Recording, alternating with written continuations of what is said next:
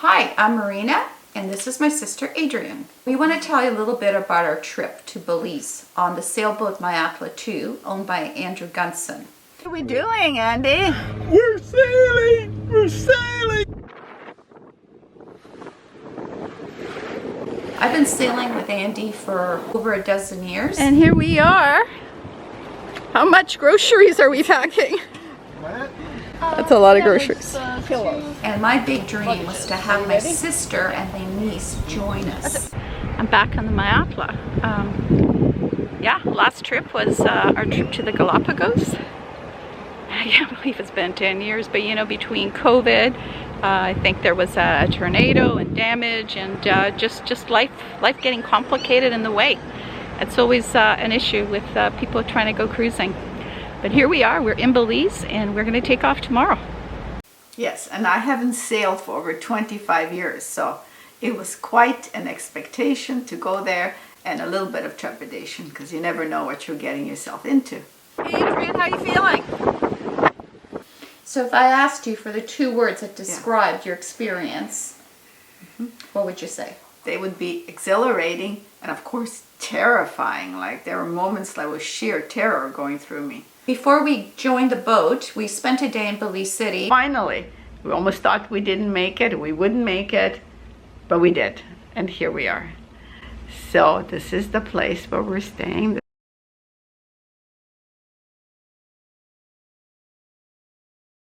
We visited the museum because Marina here loves her history. Our first stop is the Museum of Belize, and didn't realize it was a British colony with a lot of torturous past slavery. It took 2 to 3 months to go from the coast of Africa to the Caribbean. They were stripped naked, chained, and stuffed into ships called slavers. So after our steep into history, we caught up with Andy and we went grocery shopping. We needed to provision for the boat. Oh, you forgot one important part, Marina. We discovered Panty Ripper. The Panty Ripper is the national drink of Belize. Coconut rum, pineapple juice, and some coconut water type of thing. And some fruit juices, and there's a little cherry on top. Everybody in Belize drinks this, and it is unbelievably addictive.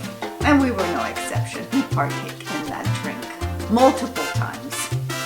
So what we discovered was that grocery shopping in Belize is not that easy. We actually went to one of the major grocery stores and we could barely find, like half of the stuff we would normally find at a grocery store here, we could not find. How's it going down there? Good. Finding room for everything? What's in this duct tape? Oh, that's actually a blender. Oh. You can shove it right to the back. So once we got on the boat, Andy gave us an overview of safety features and just, you know, where things are. And if you hit, there's a red button on here. That's channel 16. That's the international calling frequency and distress frequency.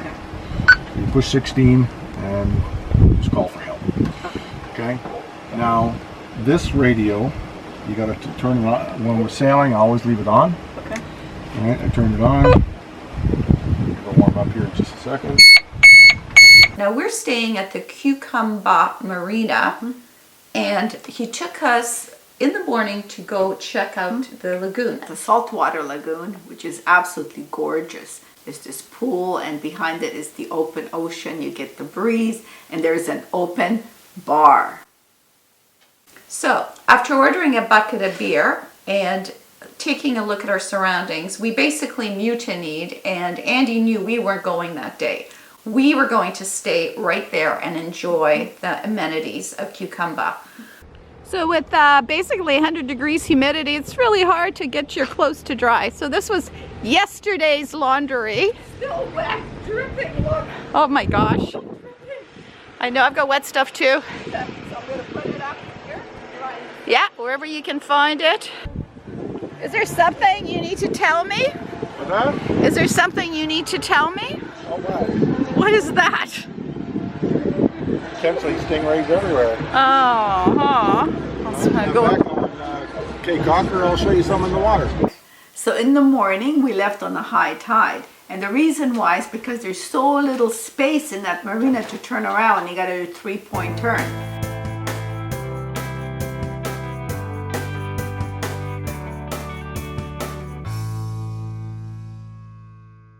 Oh, I'm doing just stellar. I'm sailing across the Caribbean Sea. Woohoo! I am fabulous because I'm with my sister and my niece and my friend. What else could we ask for, right? Right. Yeah. Rum. Rum? That comes after we reach our destination. Anchor goes down, we get the rum. Yep. So where are we going, Andy? Okay, Cocker.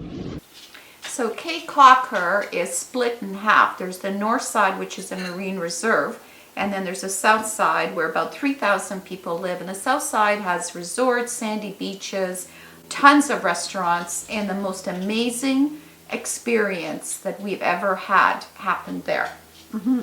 We did a 30-minute taxi ride around the island. We just used a little golf cart. Got a really cool vibe. It's got a hippie-ish, artsy, right? Yeah. You know, kind of people living off-grid vibe. Lots.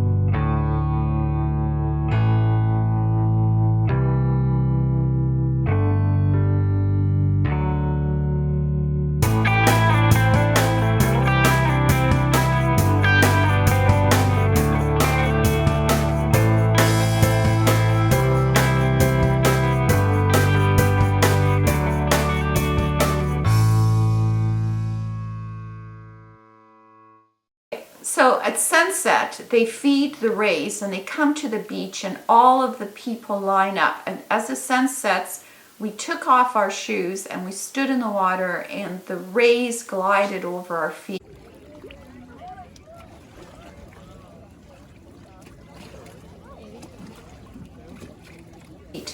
And it was just such a beautiful, peaceful feeling. Even the seabirds got into the act. It's amazing. Look at the bird.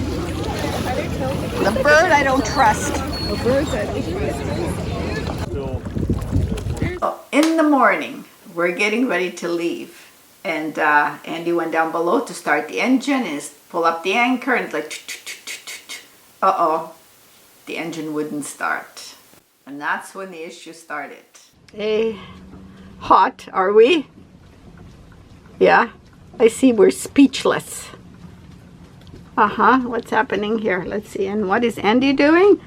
Our captain? Oh, he's fixing the engine. He's got the engine all apart. Or replacing a part. Replacing a part in the engine. Oh, I'm going to Belize City, about a 45-minute water taxi ride to pick up some boat parts. We had a little problem with the electric fuel pump, and the engine decided it didn't want to work. So we've been sitting here a couple of days over the weekend waiting for the stores to open. Would have gone today on Monday, but apparently there's an election day and all the stores are ordered closed. So I'll head to the store on Tuesday and pick up the parts I need to get the engine fixed, and we'll get moving again. At least that's the theory. Unfortunately, the weather had really kicked up and we had a strong wind pushing us to we were on a lee shore, and it was not a good position to be in. So he left early in the morning, but the waves were very, very rough, and poor Stephanie was elected captain.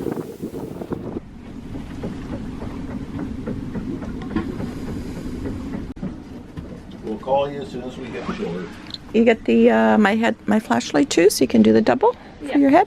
And now you got to understand that motor, you have to pull to get started. And he died on us the night before. It's temperamental. It's very temperamental. So we were worried because she wasn't very experienced with that. So after a sleepless night of this wind and having to watch them disappear into the night, Marina and I sat on the deck and we were just saying, oh, pass the binoculars, see if we can see them. It was a very, very It was super stressful. experience. It was very stressful because Stephanie had not had a lot of experience at this point. So they're going to shore, and he's going to take a ferry, and it's gusting up to 30, 35. It's pretty dark. windy out there. We were wondering if we would see her and when we would see her. 6:30 in the morning, sun's out. We just got a text from Andy that he's on the ferry heading to Belize City to get this fuel pump that has caused us all this grief. And Stephanie went with him during the night. And there she is. This is my Atla, go ahead. Andy has gone off on the ferry now, and I'll be heading back shortly. Copy that. Tell her to call us as she departs. Can you call us as you depart? Yeah, will do. Damn, she sounds so calm, you know? Like, seriously, that girl has nerves of steel, doesn't she?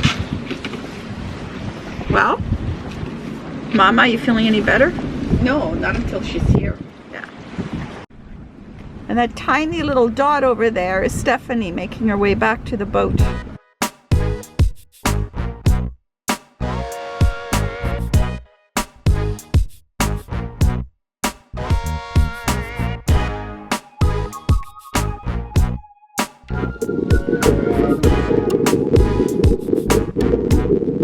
Yeah, but all ended well, and Andy showed up with the part and stripped off his clothes because he goes into the engine room naked, so he saves laundry. I wouldn't go anywhere near anything moving naked. That's all I have Yes, to say. I know, I right? hear you. Right? Yeah. It's sunset. It's our first sunset on the boat.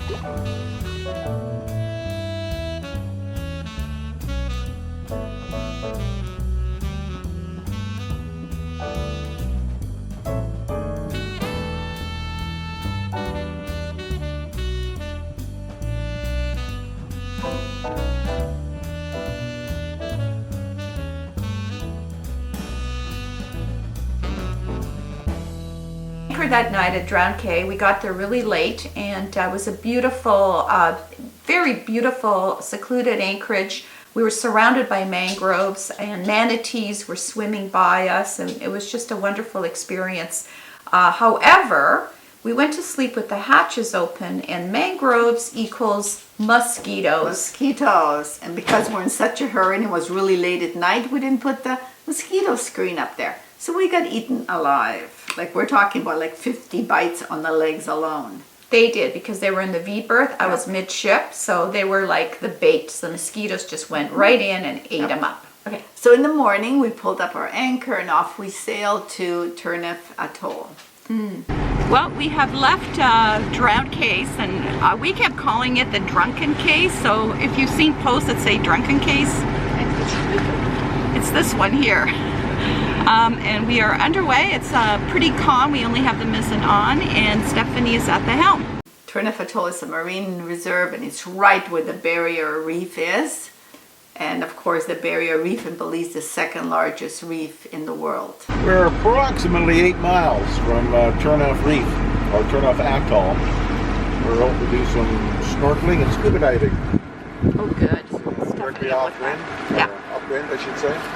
Okay. So we're going to do some sailing, and then we got about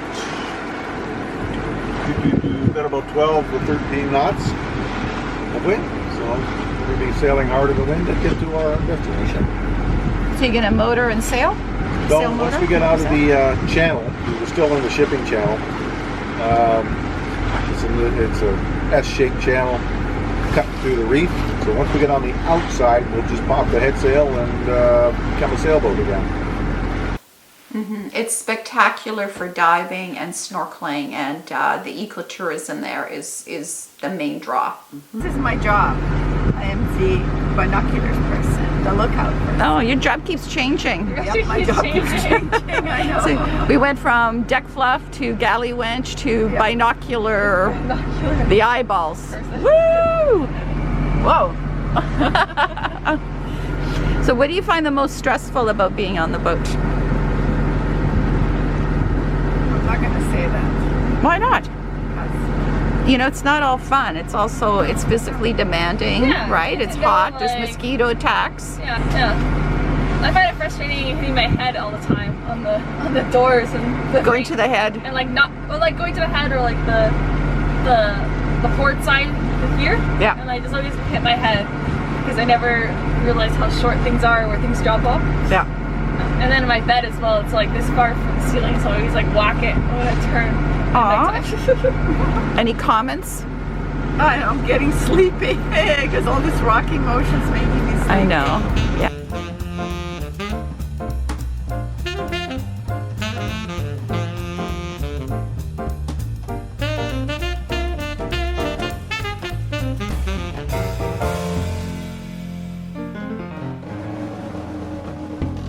Coming back from our snorkel, he had the dinghy, and both of us were too clumsy to climb back in like Stephanie did, the young little apprentice.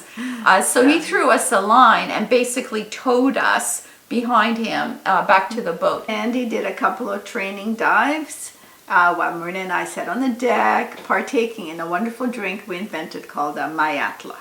That was Adrian's invention. She gets all the credit. Yep. And it's just this coconut and pineapple mix along with the coconut rum. What's for lunch? Well, we're gonna have papaya. Overripe, but still tasty, hopefully. And here we are, sitting down to dinner. Thank you for catching that fish. Okay. And thank you for cleaning it, because you're the only one who could clean a fish on board. Oh yes, I'm sure. I don't know how to do it. It was only after he cleaned it we all admitted that we all knew how to do it. I know, after we made Andy do it. Oh, There you go. Well, I killed it. I should clean it. Our next destination was Half Moon Caye, and we stopped there for the primary reason was to get a permit to dive the Great Blue Hole. Hey guys, where are we going? Half Moon Caye. Woohoo! Look at this water.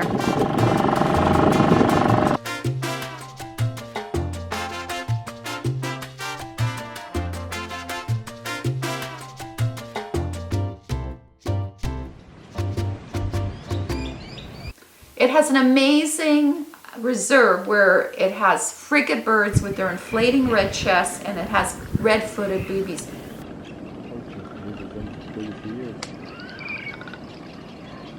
Crabs, yeah, the cute little hermit crabs. They're so adorable.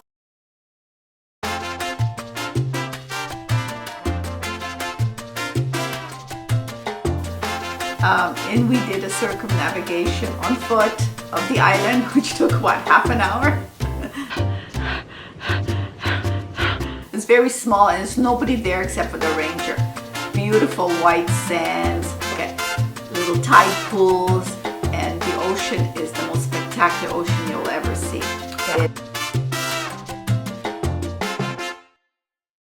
A little bit to when we got there, we checked in with the ranger, who unfortunately told us of the horrific shark accident that had occurred with a 15-year-old girl a few years previously, where she lost some limbs. So we had that fresh in our mind as we decided to go for a swim. So while they were in the water and I was getting ready to go in, I heard Stephanie pop out of the water and yell, "Shark, shark!" I didn't know. I know that with bears and cougars, you're supposed to stand your ground. So I just stood still, hoping the shark wouldn't see me. I could see the shape, and it was coming directly at us. But fortunately, Andy was in front of me, and it took one look at those big hairy legs, and it veered to the left. And he said it went woo.